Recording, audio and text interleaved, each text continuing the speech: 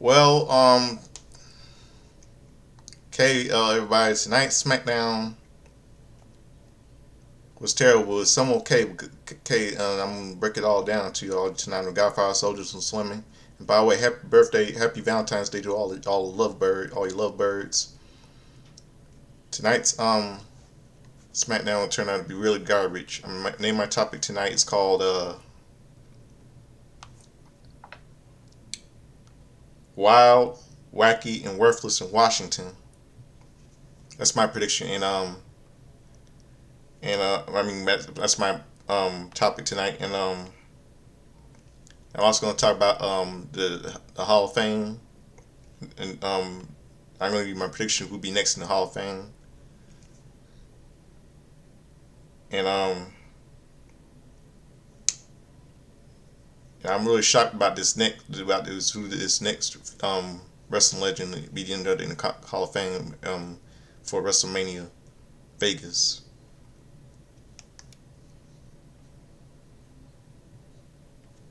And I cannot believe that yeah, I mean, yeah, wild, wacky, and worthless in Washington could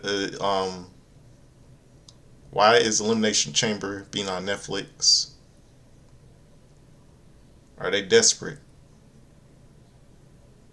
And I was going to talk about Hall of Fame predictions, Hall of Fame, and then WWE Hall of Fame, and its wrestling legend being inducted, and she's a female. I'm going to tell you. I'm not going to tell you, but I'll mention to you my break it down for my review. So much to say about this how this terrible show this was. Before I start the show, I'm gonna open up the show with a little bit of music. For those of you who know that today is Valentine's Day, I'm gonna open up the show with a little bit of music. Also, it's a little love song from 1987, with Smokey Robinson's album one his hit single, his R&B single from 1987 called One Heartbeat. From his album 1987 album One Heartbeat, his number one single from '87 in honor of Valentine's Day today. So I hope all of you stick around.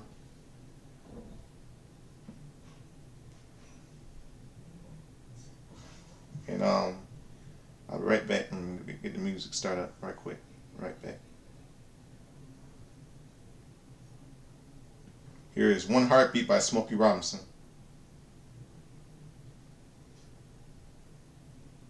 1987 in honor of Valentine's Day today.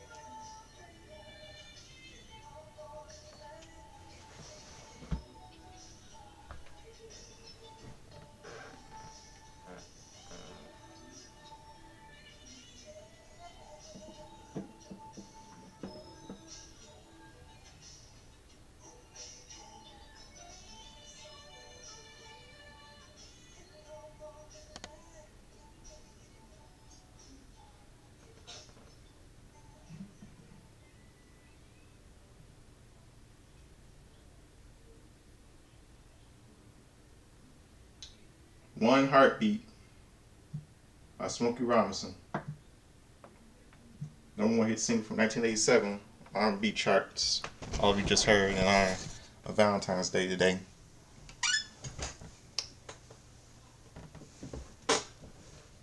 One Heartbeat. That little song you just heard in the background. Yep.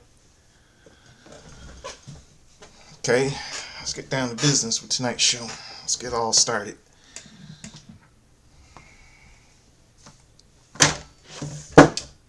Awesome.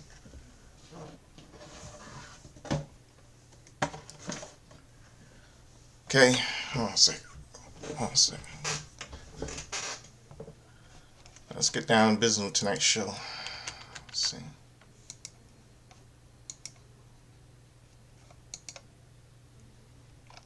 Okay. Wild, Wacky, and Worthless in Washington tonight. Okay, Smackdown kicks off. Friday Night Smackdown kicks off with clips of Nia Jax, Smackdown Women's Champion Tiffany Stratton, Braun Strowman, Damian Priest, Tama Tonga, and Jacob Fatu entering the arena.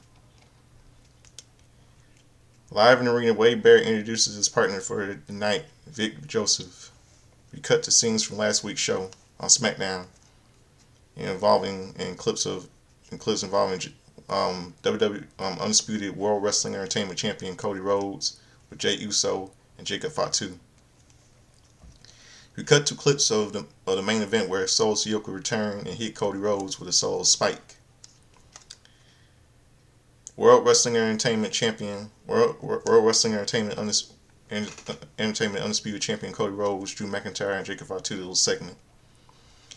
Back in the arena, we hear wrestling has won more than one royal family, and Cody's music hits.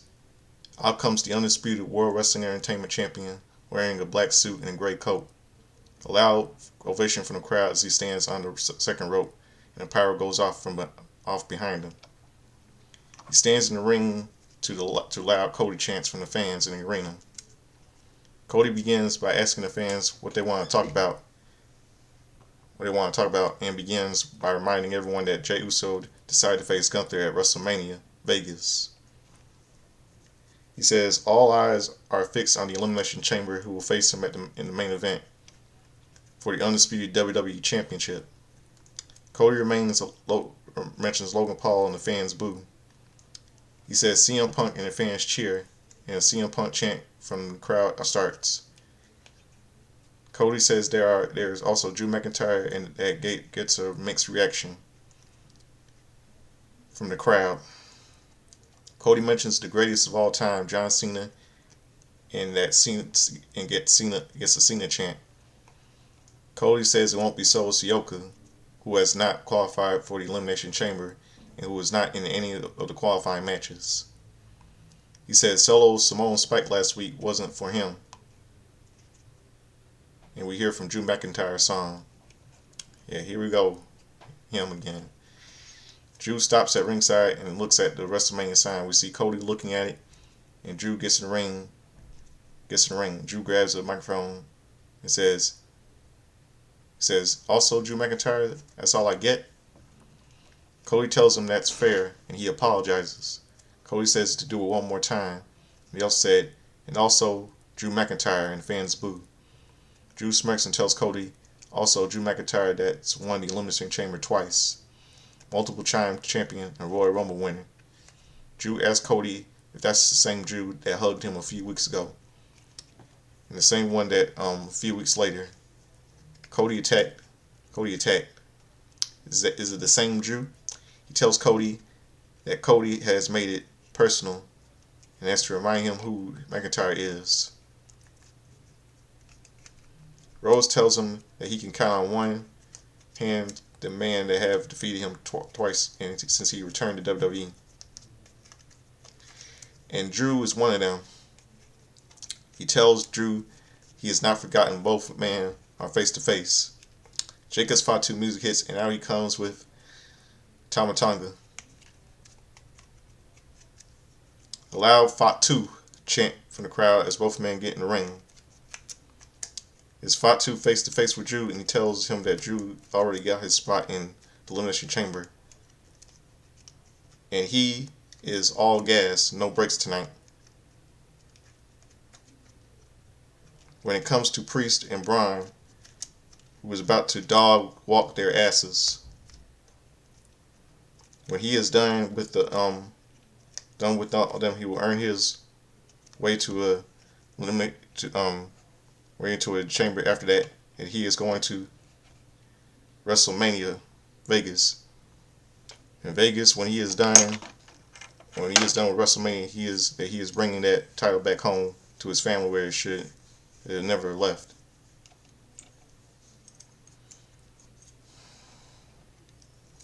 Drew tells Fatu he thinks people want to see a psychopath at a Royal Roof Throwdown tonight, but it won't happen because he has a spot in the Elimination Chamber.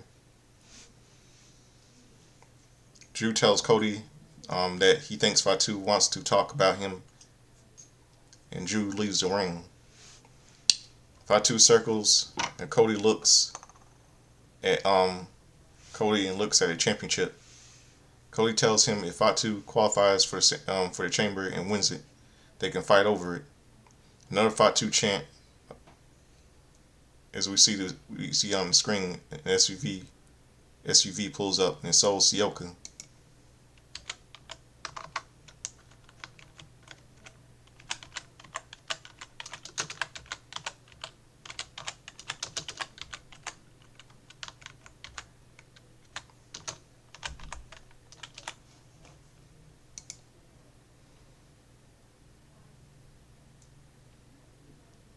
Hold on a second.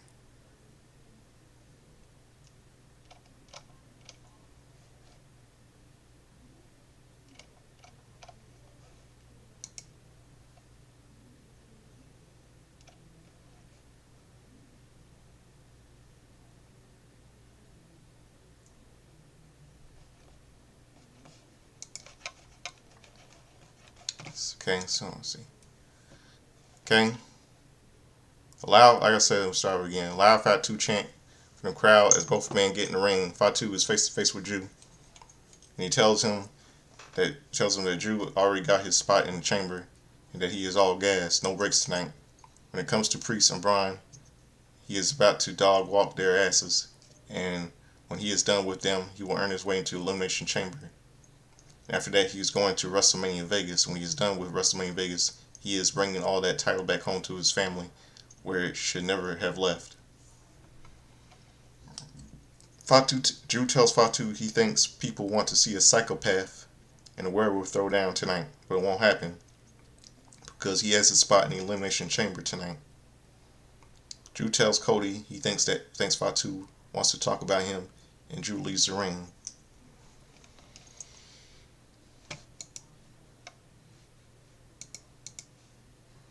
Fatu circles Cody and looks at the championship. Cody tells him if Fatu qualifies for the chamber and wins it, they can fight over it.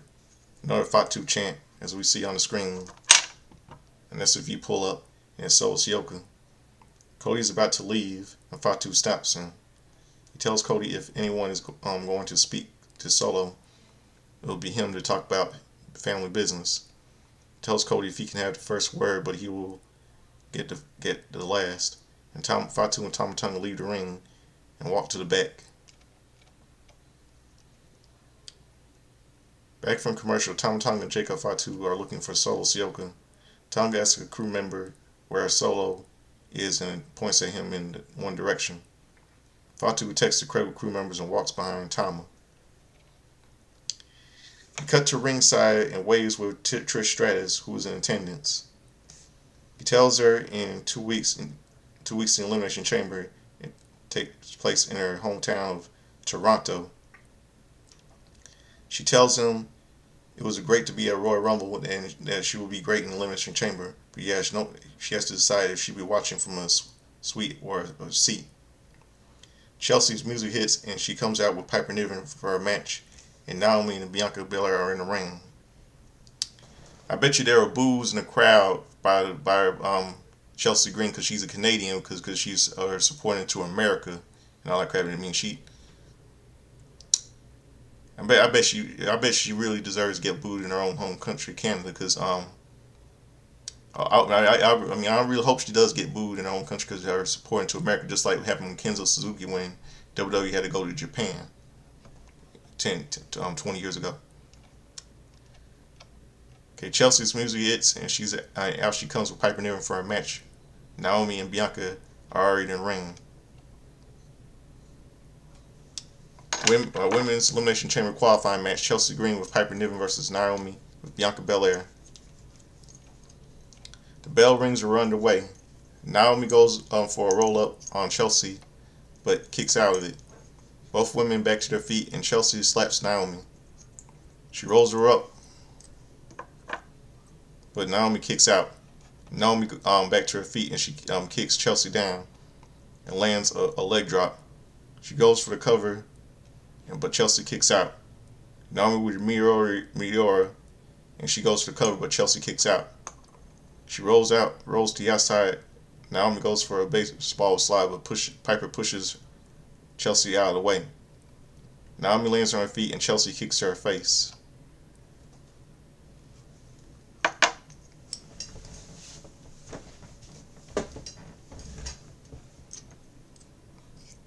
Back from the commercial, Naomi with a crossbody off the top rope onto Chelsea, followed by a bulldog. Naomi goes for the cover, but Chelsea kicks out. Chelsea rolls onto the ring apron. Naomi slams her head first onto the mat.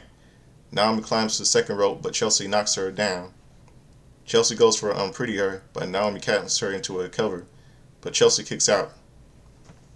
Naomi goes for a bulldog, but Chelsea pushes her into a corner, and she slams her knees into the back of Naomi. Chelsea goes for an Unpretty Her, but Naomi reverses it and hits her with an X Factor.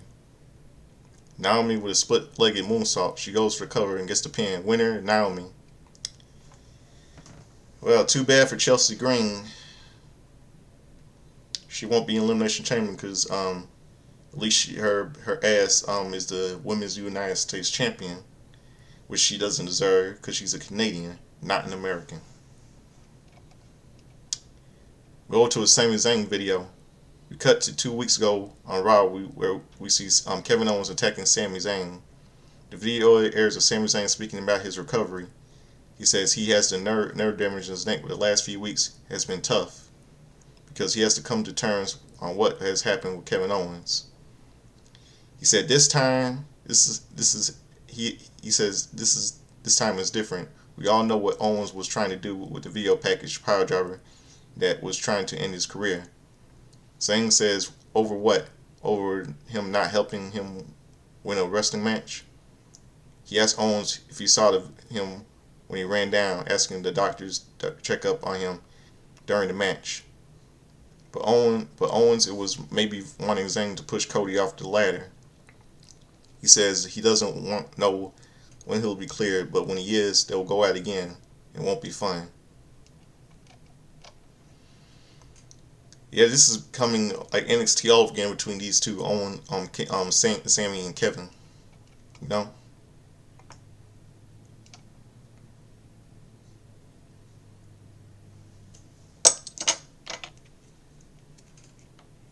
The most Machine Gun Sons Los Garza.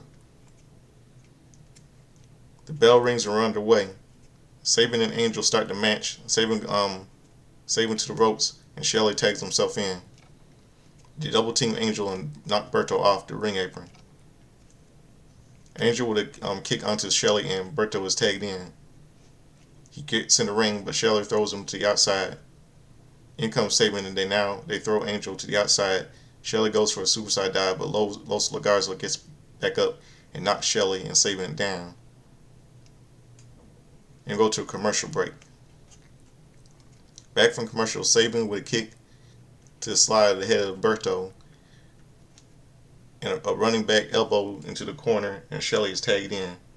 They break it up. They double team Berto and Shelley and goes for the cover, but Angel breaks it up. Angel with a backbreaker onto Shelley, and Berto with a clothesline to Sabin. Berto goes for the cover on Sabin, but Sabin kicks out. Angel with a moonsault off the top rope onto Shelley. On the outside of the ring, Berto climbs to the top rope and goes for a moonsault, but Saban gets his feet up, but rolls to the outside, and Saban with a suicide dive onto Los Garza on the outside of the ring. Berto is thrown back into the ring, and Shelley is tagged in. Moshi machine guns with skull bones. Shelley goes for a cover and gets the pin.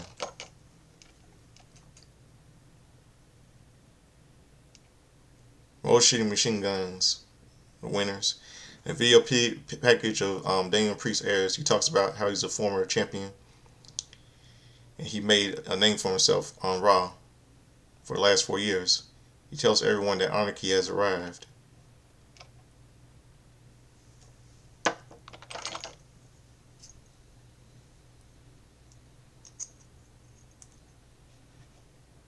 We go to commercial break.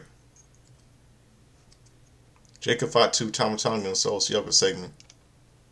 Back from commercial, Jacob Fatu and Tama Tonga are walking around the arena yelling, trying to find Solo. We see Solo sitting on a chair, and he stands up. Fatu tells him what was going on, and Solo tells him he needed time off. Ever since he lost the Ulafalo to Roman, he says not being himself. He tells Fatu that he let everyone down. He left their family down.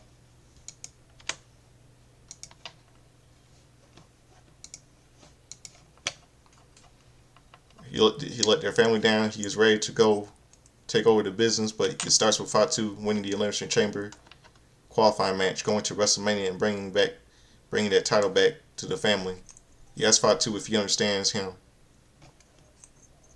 Fatu turns around and Soul stops him. He tells Fatu that he loves him and walks away. Fatu walks away. Then we see a segment: Shinsuke Nakamura, LA Knight, and The Miz. Out comes the United States Champion Shinsuke Nakamura to the ring. He grabs the microphone and says he's waited for 4 weeks. He watched him from the shadows. He's praying for a worldly challenge. Nakamura speaks in Japanese. He says, "No warrior is here. Nowhere. He is looking for a test. But it is just the same weak guys." And LA Knight's song hits. He comes and says Nakamura has been hiding in the shadows. That's true. Nakamura said he was praying for a worthy contender. He was looking for a test. LA Knight says, "Wrong. That's the biggest lie he has heard." LA Knight tells him that the last time they were in the ring, he had to win, but took it from the bloodline to break things up. LA Knight tells him the test is looking for him, and Nakamura has already failed the test. Everyone's saying LA Knight, yeah. The Miz's music hits, and out he comes. Miz says he was wrong because about a year ago, he says LA Knight was a flash in the pan, but here we are. The fans are eating out of the palm in his hand. It just kind of proves one thing, that is that the fans are not educated. Miz says that they are not smart, they are basic. He sees what Shinsuke sees, and that is that LA Knight and no one else is worthy, but he is worthy. LA Knight cuts him off and says that he guesses that The Miz will talk about his accomplishments. LA Knight says it's been at least 10 years since The Miz has been relevant, but he says that he is kind of happy to see him. LA Knight says he almost forgot that Miz was there, and he tells Miz to go away.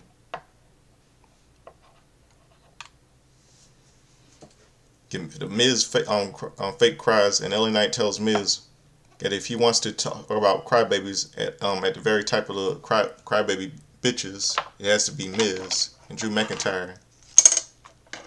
Neck and neck. Miz says he has been at the top, and he has been over and over again.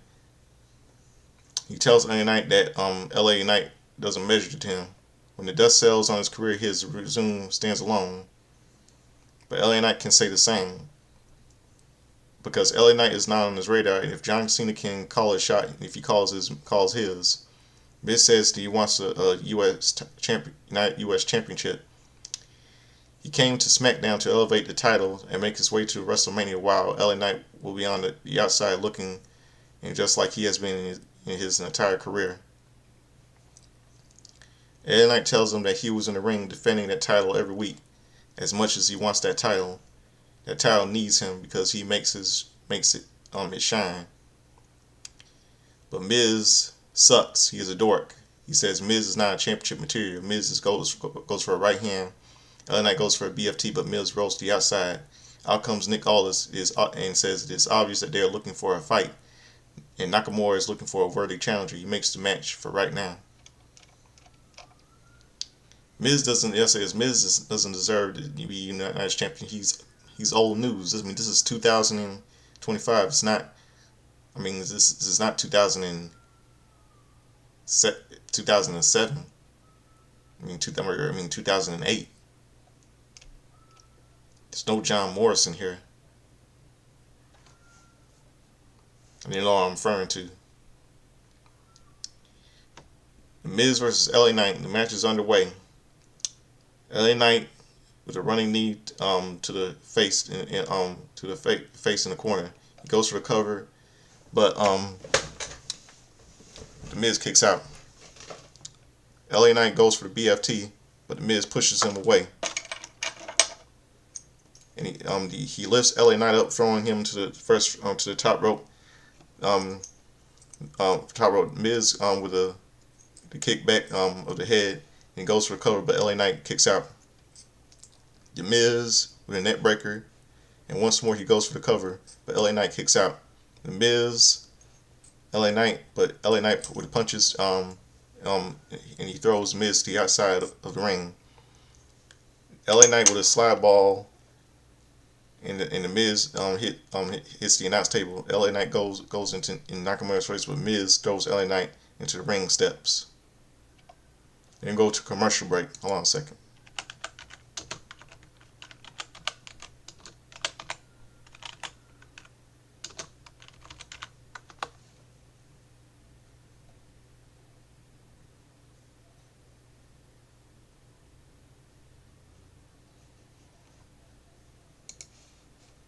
Okay, back from commercial. LA Knight with a net breaker followed by an elbow drop. He goes for the cover, but Miz kicks out. LA Knight with a second rope, but Miz trips him up. The fat liner by the Miz goes for the cover, but LA Knight kicks out. Miz with a DET. He goes for the cover, but LA Knight kicks out. Miz runs towards LA Knight and kicks him. Knight hits him with a BFT. He climbs to the second rope. Jumps onto the third and lands on an elbow drop. He goes for the cover and gets the pin. Winner is LA Knight. Shinsuke Nakamura rolls to the outside of the ring after the match, and both men are face to face.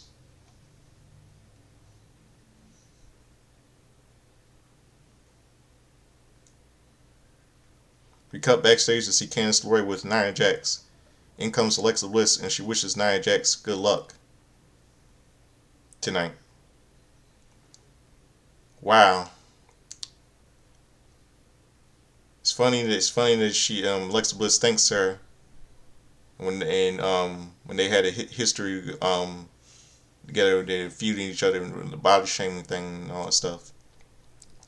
Now it tells her that she will be fine and she is familiar with old friends betraying her. Bliss begins to talk, and we see a screen glitch, while she tells Nia that they could face each other at WrestleMania Vegas if she wins the chamber, and Nia wins tonight. Yeah, I think Bliss needs this. Commercial break. Back from the commercial, we see Miz walking backstage. He stopped Andrade, who tells him that if he wants, he can teach him something, and walks away. Miz turns to see Carmelo Hayes. He tells Miz that the people out like Andrade don't respect talent like him. The Miz tells him that he's right. People don't like him. They should team him. And Carmelo tells him, Melo don't miss. Carmelo shakes his head and leaves it for his match. Then we see his next match, R-Truth versus Carmelo Hayes, and the bell rings are underway. Hayes hits R-Truth from behind. He goes for the hip toss, but R-Truth, with a hip toss, he throws Hayes into the ropes, but Hayes with a springboard clothesline. Hayes looks at the WrestleMania sign, but R-Truth with a running shoulder. He tackles like John Cena. R-Truth with a "you can't see me." Give me a break. He runs to the ropes, but Hayes with a super kick and lands on a stern followed by the double knees to the face. He goes for the cover, but R-Truth kicks out. Hayes climbs to the top rope, but jumps. R-Truth moves out of the way. R-Truth rolls him up, but Hayes kicks out. R-Truth to the ropes, but Hayes grabs him and hits him from behind. Hayes climbs to the top rope, and lands, but nothing but net. He goes for a cover and gets the pin. The winner is Carmelo Hayes. Then we go to commercial break.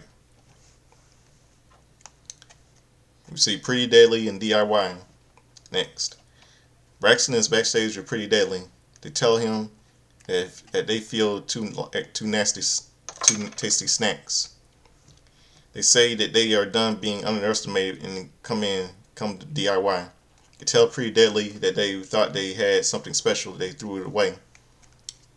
But Ciampa tells them that their dreams of becoming new tag team champions are dead and buried. Then we see a little Kevin Owens promo. A video airs of Kevin Owens sitting in his car. He says the last few months he got stabbed in the back by 3 people that thought were his brothers. He tells Zayn that he doesn't know what real pain is, but he will show him. He challenges Zayn to a match at Elimination Chamber 2025. Then we go to a commercial break.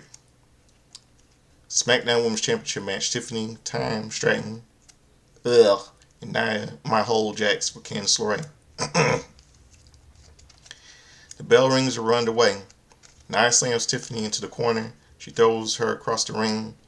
Nia with a splash in the corner, and she goes to throws Tiffany across the ring, but Tiffany does a cartwheel. She goes for a drop toe onto Nia, but Nia still stands still. She picks up Tiffany Stratton up in the air and lands a headbutt. She goes for the cover, but Tiffany kicks out.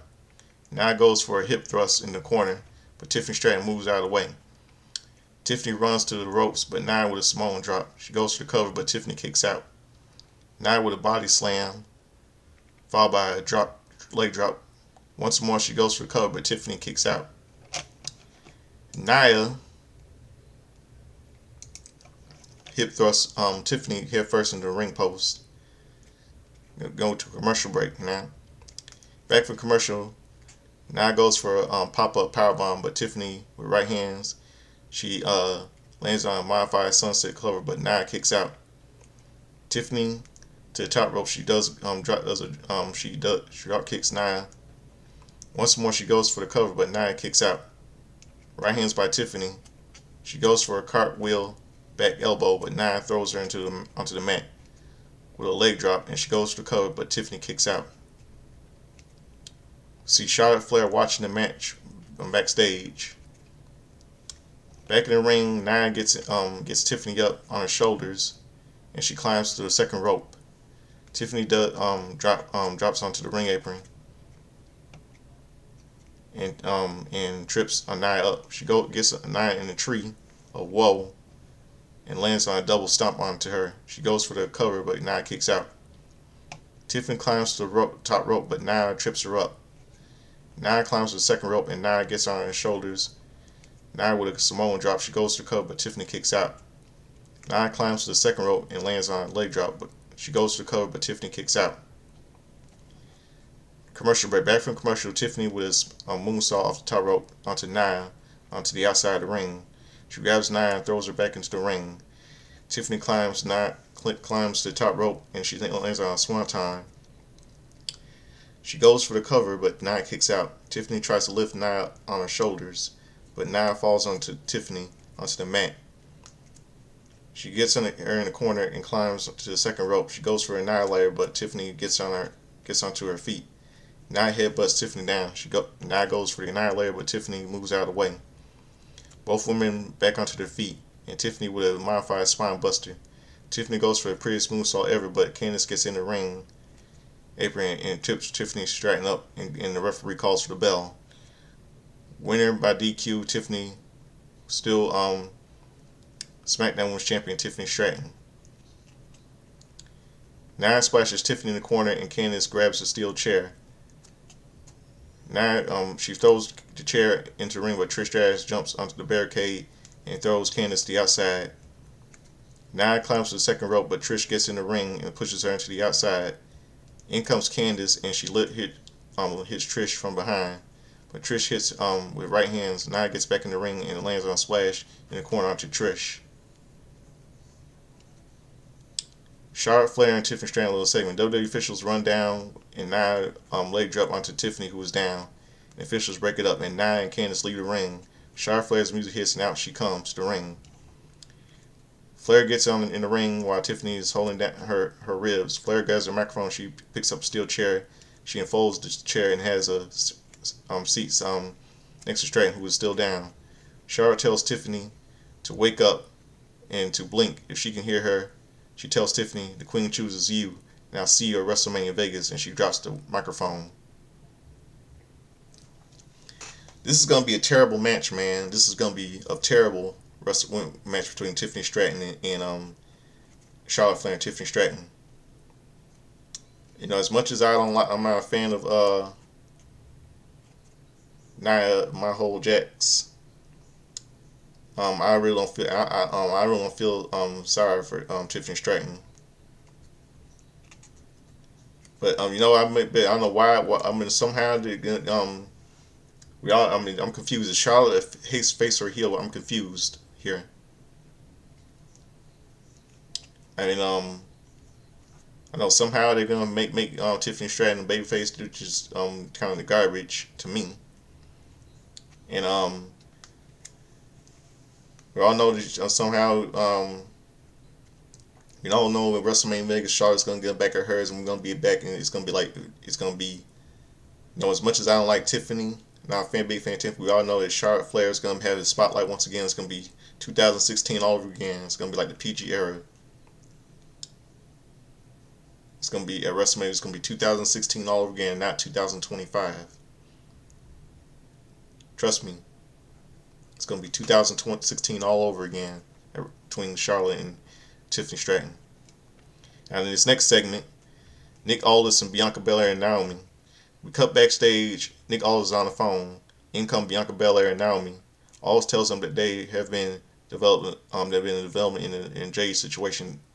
That he has a video that was shot on a cell phone. He plays the video on the television. We see a video of Liv Morgan and Raquel Rodriguez walking aside while everyone was at the ambulance. Bianca tells Aldis that they already knew, but Aldis tells them they have to call Adam Pearce. Bianca tells him that they will go to Raw and handle Liv and Raquel. I knew it. I said to myself, I knew it. I knew it was Liv and Raquel that did this. I knew it. But what if it is? I think they're trying to pull a swear. I mean, what if some of you think it wasn't Liv and Raquel? I mean, I know that video. Some of you think that it was I think it was a computer generated forgery. Maybe it's like a conspiracy. I know some of you think Liv and Raquel didn't do it, but maybe it might be Charlotte. Maybe it might be Bayley. Maybe it might be Naomi or Bianca. This storyline, this whodunit storyline, kind of reminds me of the Stone Cold Steve Austin whodunit, who ran over Stone Cold Steve Austin storyline. I think this storyline is coming off good, and right here, and I think they did a little method in whodunit storyline. That's good, like just like they did with Stone Cold Steve Austin in 2000. Now we go to commercial break. We saw this. Back from commercial, we see Tiffany Stratton, and she is stopped by Byron Sexton. She tells them that Charlotte will know Tiffy time at WrestleMania. It's hard for her to concentrate after what Nia and Candice did to her. In comes Trish Stratus, who tells Tiffany that she was thinking they can team up in Toronto. Oh boy, give me a break. Tiffany tells her if she was thinking it'll be Trish and Tiffy time in Toronto, they'll both get excited about it. Oh, I got one thing I gotta say about this. Tiffy, Tiffy and Tiffany Stratton, Trish Stratton, you gotta be kidding me. What a joke. This is gonna be the worst. I told you that the WWE might make her a terrible baby face. I don't know why they had to put that money in the bank briefcase on her and then shove Tiffany Stratton, shove her in our throats. You should have put on Mia Yim last year. I don't know why they had to shove her in our throats. She's like a comic. She's like a WWE's coming like in like the SNL pro wrestling now. Terrible booking, man. This is ugh. Now we go to the next thing: Drew McIntyre and Jimmy Uso. Jimmy Uso is backstage and we see Drew next to him. Drew tells him that Tiffany and Charlotte have their paths at WrestleMania, and Drew has his path. He tells Jimmy to imagine if he would win his match, it could be brother against brother for the title at WrestleMania, but he didn't. He tells Jimmy that he knows Jimmy is angry, but here is some advice. His career is really going down in the toilet, but on the plus side, he married up. Drew laughs and Jimmy turns around and he super kicks Drew and walks away. Then we see the main event. Men's Elimination Chamber qualifying match. Jacob Fatu versus Damian Priest versus Braun Strowman. The bell rings are on the way. A Fatu chant from the crowd and Braun with a big boot and onto Fatu. All three men exchange right hands. Fatu and Priest double team clothesline Braun and outside to the outside of the ring. Fatu Priest face to face in the ring. Fatu with a chop to the chest, but Priest with a back elbow. And Fatu gets back up and he knocks Priest back down. Priest back up and and both men with right hands. In comes Braun. He lands on a running crossbody onto both men. Braun throws them both outside the ring. Damn, 11:57, man. That's fast. Okay, commercial break. Now back from the commercial. Braun drags Fatu to the outside of the ring and throws him into the barricade. And Braun runs towards Fatu, but Fatu moves out of the way. And Braun hits the ring steps. Fatu on his feet and he hits Braun with steel steps. Fatu gets back in the ring, but Priest with right hands followed by a running spinning heel kick. X-Pac move. Sean Waltman, 1, 2, 3 kick. Priest with a jumping back elbow onto Fatu in the corner. Elbow gets in the ring apron, but Priest knocks him back down. Priest grabs Fatu by the arm and walks to the top rope, but Braun gets in the ring apron. Fatu headbutts Braun down, and he Samoan drops Priest down with a suicide dive onto Fatu on the outside of the ring. Fatu climbs to the top rope and he lands on a swanton bomb onto Priest. He goes for the cover, but Priest kicks out. Fatu and Priest places him up on the top rope. Fatu climbs onto the second rope, but Priest with right hands and elbows on Fatu. Fatu with right hands and he climbs to the top rope, but in comes Braun, who grabs Fatu into the power bombs Fatu off the top rope, and Fatu suplexes Priest. Braun clotheslines Fatu and he throws him to the ropes, landing a back body drops. Fatu rolls onto the outside of the ring. Priest is on the outside and he slams Fatu face first into the announce table. Braun runs into the ring and runs Priest into the ring. Runs into Priest. He goes for a flying announce table. Braun choke slams Fatu onto the announce table. He throws him back into the ring. Braun back into the Fatu with two super kicks. Fatu was down in the corner, and Fatu was with a running hip attack. Fatu was in the outside of the ring, grabs a steel chair and gets back in the ring. He places the steel chair onto Braun's neck. Fatu goes for a hip attack, and Braun Strowman go gets up and big boots him. He hits Fatu and hits Fatu with a steel chair and gets him in the corner. Braun places the steel chair and hits around Fatu's neck. Braun packs up, but out comes Solo and who hits him with a small spike. Okay, well, bam. Wow, it's 12 a.m., man. That's 12. Go fast. Fatu climbs up the top rope and he hits him with the moonsault. Cody's music hits. Now he comes to the ring, and Cody throws Solo into the ring post and hits Solo with the right hands. Out comes Tama Tonga, who hits Cody from behind and grabs Cody, and Solo goes for a small spike, but Cody ducks and Solo hits Tonga instead. Fatu hits to the outside and he looks at Solo, but Priest pushes Fatu into Solo. Cody with the crossroads onto Solo. Priest gets in the ring and he lands on the south of Heaven onto Braun. Goes for her and gets a pin. Winner, Damien Priest. Cody gets in the ring and after the match, and both he and Damien look at WrestleMania logo. Both men shake hands and Smackdown goes off the air. Wow, that was wild last night. So that means it's official. Oh, this is gonna be a really good match. Cody Rhodes versus Damien Priest at WrestleMania Vegas. I think it's gonna be a look good match. I mean, maybe somehow maybe Cody Rhodes probably might if Cody Rhodes loses, he might probably if Cody Rhodes loses Damien Priest, he might pass the torch, shake hands, and they'll give a round of applause, and just like just like at WrestleMania just like at WrestleMania, I think it was WrestleMania. Yeah, I think it was at WrestleMania. Just like two baby faces. This is the first ever face. This to be the best babyface match between two wrestlers since Hogan and Warrior, and at WrestleMania, Hulk Hogan and Ultimate Warrior, late Ultimate Warrior at WrestleMania 6, and Stone Cold Steve Austin and Rock at WrestleMania 17 in 2001. And I think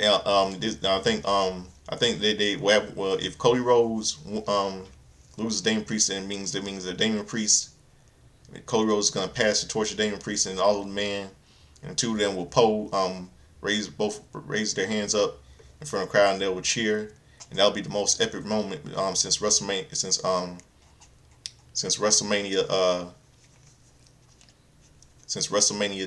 6.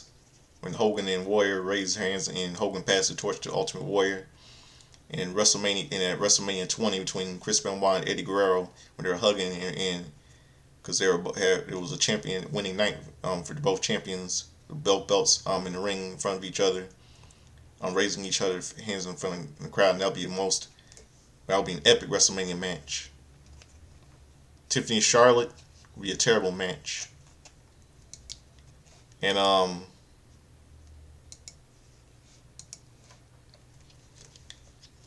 see what the match was good, but last night was just garbage, terrible, and I don't know why the wrestling fans liking this crap, and then I mean WWE's coming like a comedy version of, like it goes became the Saturday Night Live of pro wrestling. I mean, we already know we're gonna have Tiffany Stratton be a terrible, overrated babyface and stuff. Everything and but but I know that Cody versus Damian Priest will be very good match at WrestleMania. This will be a very epic match. Now, let me tell you who will go. What I just who's just been announced for being in the WWE Hall of Fame. It's been announced that Michelle McCool will be in the WWE Hall of Fame. Wow. And let me give you my predict who will be in WWE Hall of Fame. Maybe probably Rick DeMond Martel, and probably hopefully they might do we probably might do Ken Shamrock. Maybe they might do we probably might do might have next in WWE Fame. Will they get Brian Pillman?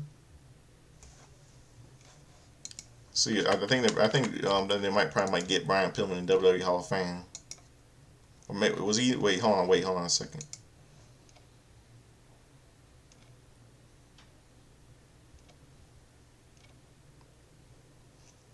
Yeah, I think they might put him in the WWE Hall of Fame.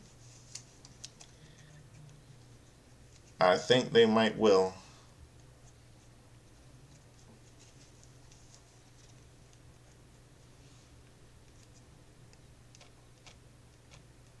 Hopefully they'll put that Brian Pillman in the WWE Hall of Fame. Maybe his son, Brian Pillman Jr. might get inducted him. Hopefully. So that's it for all you wrestling fans. Now it's time for something I like to do. It's time for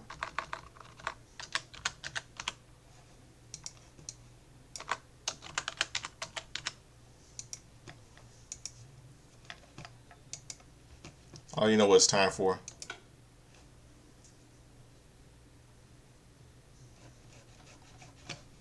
Let me find the music.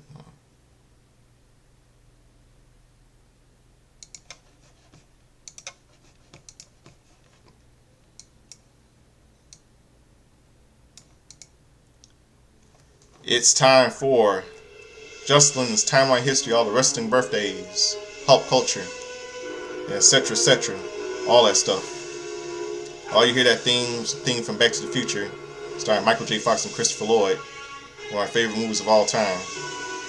My all-time favorites. Let's get down to business. Let's go to can't wait for his 40th anniversary on July 3rd, 2025, and the movie was released July 3rd, 1985. Let's go to February 13th.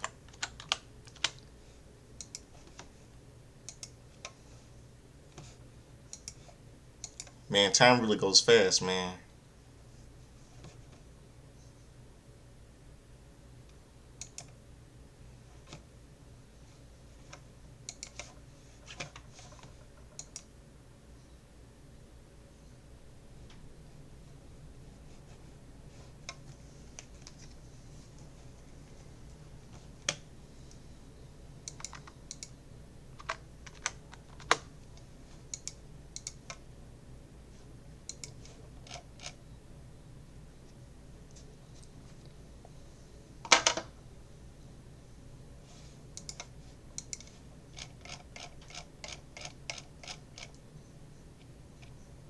Okay, it's February the 13th. See. Angelo Mosca. I didn't remember him. Angelo Mosca, he would have been,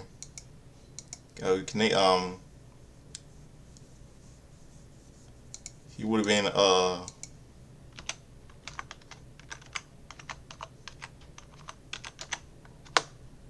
88 last Thursday, 88 years old. And Baby Doll, wrestler Baby Doll, she would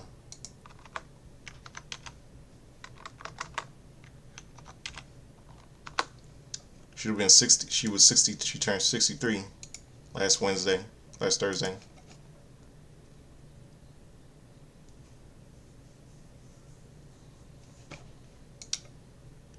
And Pierre Lafleur, Canadian wrestler, turned 86. That's Thursday.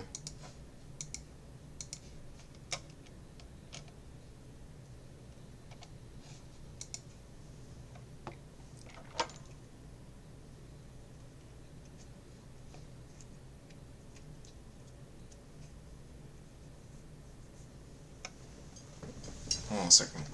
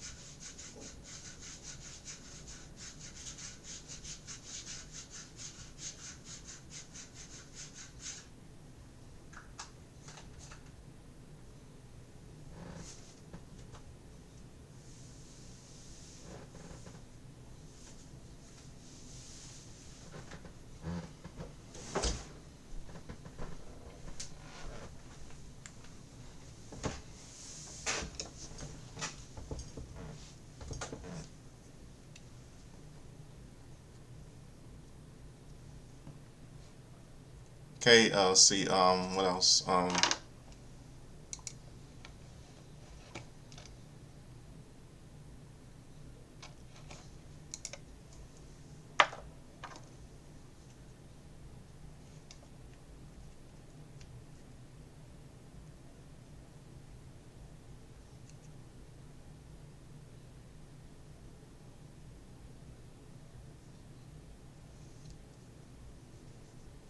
Let's see.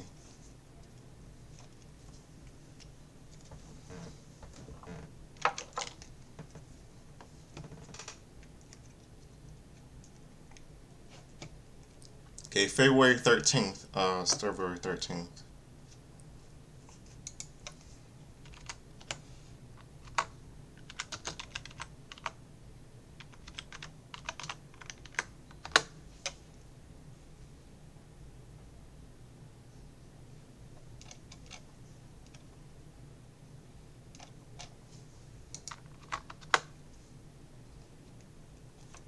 Let's see. Okay, 2005 Sunday Night Heat. February. Muhammad Hassan with Davari defeated Rhino. Gene Snitsky defeated the Hurricane. Shelton Benjamin defeated Val Venus to retain the WWE Intercontinental title. Yeah, this was the last thing WWE had to do in Japan, going back to the United States. Let's see.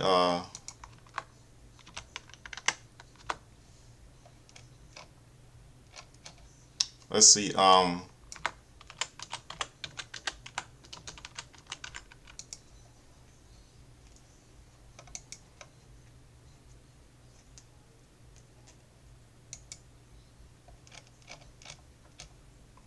Okay.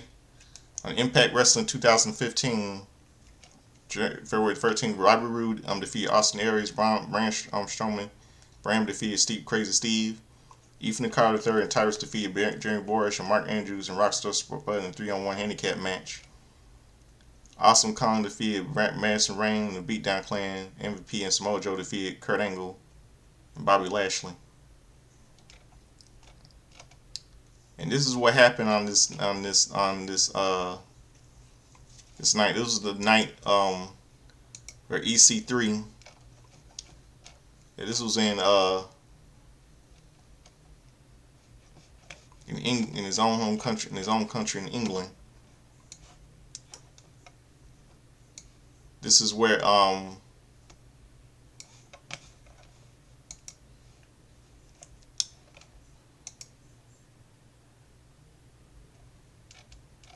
wait, hold on, y'all.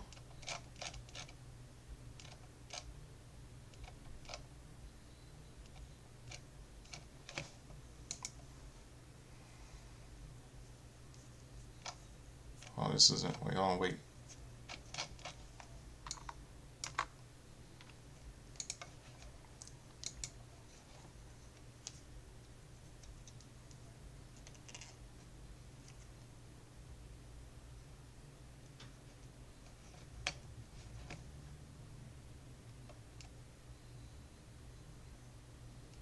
Hold on a second. Wait, hold on, wait. Yeah, that's it. I got it right. Um,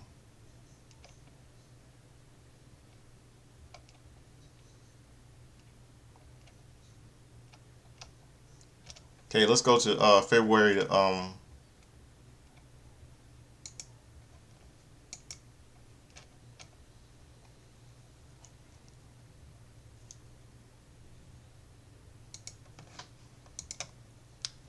Okay, 2000. Wait, okay, 2015.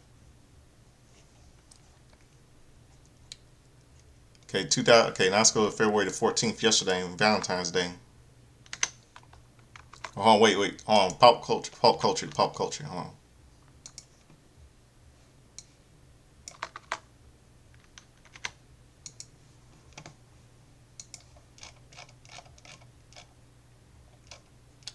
Yeah, February 13th. A couple of movies released in theaters nationwide.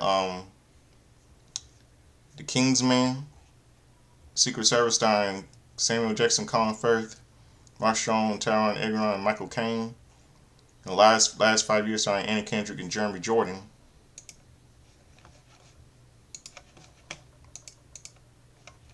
A little musical romantic comedy.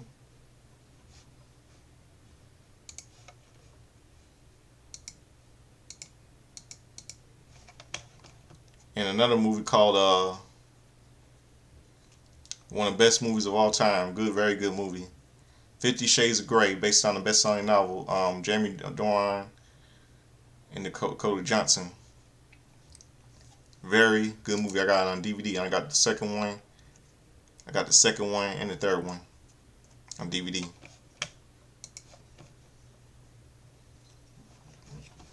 Now let's go to Valentine's Day, February 14th.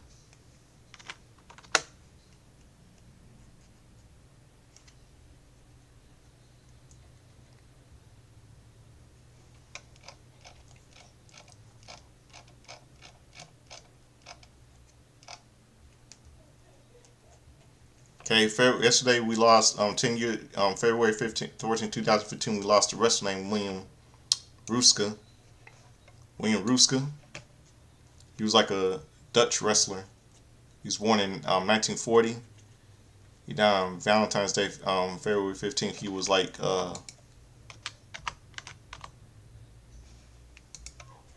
85 years old. 85. Oh wait, hold on, wait. Probably 74 or 75 years old when he died. Okay, Tommy Dreamer turned 54 yesterday.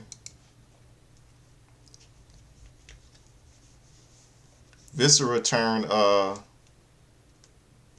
Viscera, late Viscera, no, it was Mabel, Big Daddy V. Nelson Fraser Jr. He would have been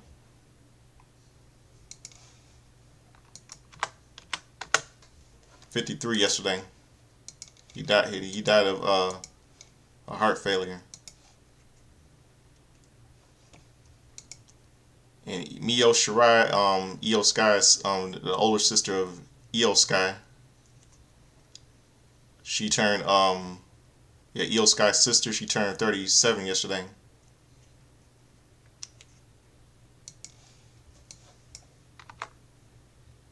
Yeah, Mio Sky, Mio Shirai.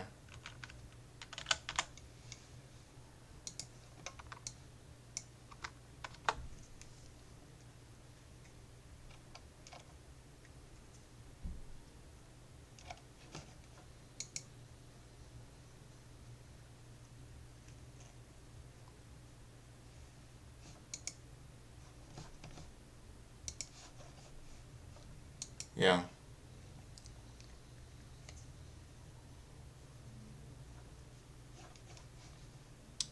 And let's see. Let's go to February 14th. Wrestling history. ECW Hardcore TV.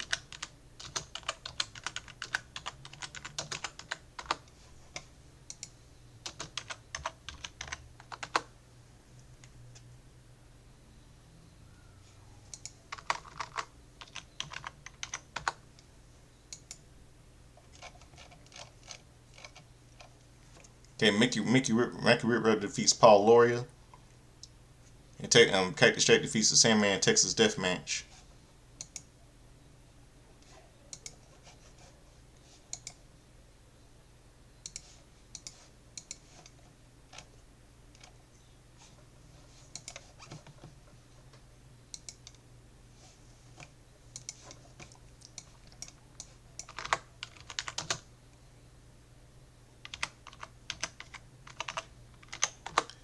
And in Monday Night Raw 2015, back in America, in the United States, the Union Bank Arena in Cincinnati, Ohio, Muhammad Hassan with Sean Kusro with Devara defeated Chris Jericho. Shelton Benjamin defeated Gene Stinson by DK to retain the Intercontinental title. Adrian Wu defeated La Resistance to retain the World Tag Team titles. And Randy Orton defeated Christian with Tyson Tunko. Kane defeated Simon Dean. And Edge defeated Chris Benoit by DQ. This was on the road to WrestleMania.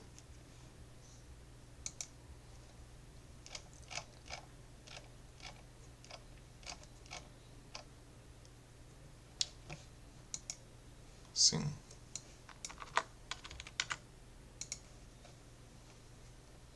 Yeah, this was the night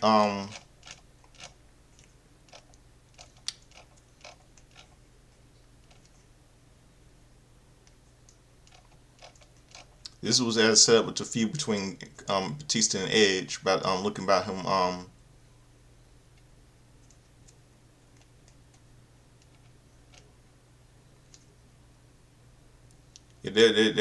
but Triple H. We all know this is setting up a match between Triple H and Batista for a match for Evolution and their downfall as Raw and yeah. So that's it for my review for all of you. I'm Godfather Soldiers and Swimming, and it's midnight right now. Get me some sleep and close out a little song, a little bit of music. Since all of you know it's Valentine's Day yesterday, and happy belated Valentine's Day for all of you lovebirds. And close out the show a little music. It's Godfather Soldiers and Swimming. It's a late Chad Henshaw say I like to dress up like Chubby Checker, sing like James Brown, dance like sing like Lionel Richie, dance like Chubby Checker, and James Brown like to get in the hot tub and sweat, gonna be dry, gonna be wet. Referring to Eddie Murphy doing an impression of James Brown on Saturday Night Live back in the 80s. I never grew up in the 80s, I grew up in the 90s, so I saw vintage Saturday Night Live 80s when I was little on Comedy Central. So that's it for all of you. I'm going to close out the show a little bit of music. All of you remember this song is a little in honor of Valentine's Day yesterday. The name of the song is called Crazy Love, a little cover version of by Van Morrison, Crazy Love by Brian McKnight.